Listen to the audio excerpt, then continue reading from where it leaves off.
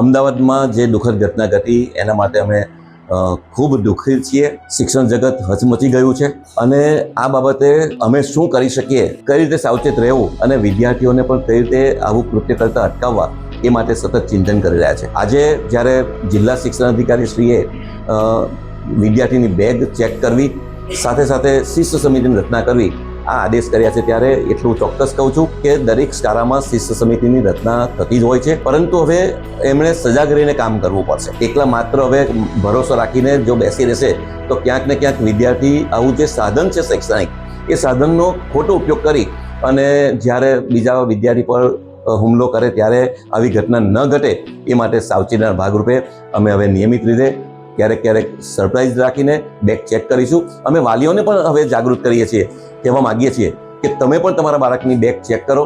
તમે પણ તમારે પણ એવું સર્ટિફિકેટ આપવું પડે કે મારા બાળક ક્યારે પણ મારા બેગમાં કોઈ હથિયાર એવું લઈને નહીં આવે કે જે ઘાતક હોય, અને કદાચ સ્કૂલના જે કંઈ સાધનો હોય એ સાધનનો દુરુપયોગ નહીં કરે એ માટેનું કાઉન્સિલિંગ પણ અમે ચોક્કસપણે કરી રહ્યા છીએ.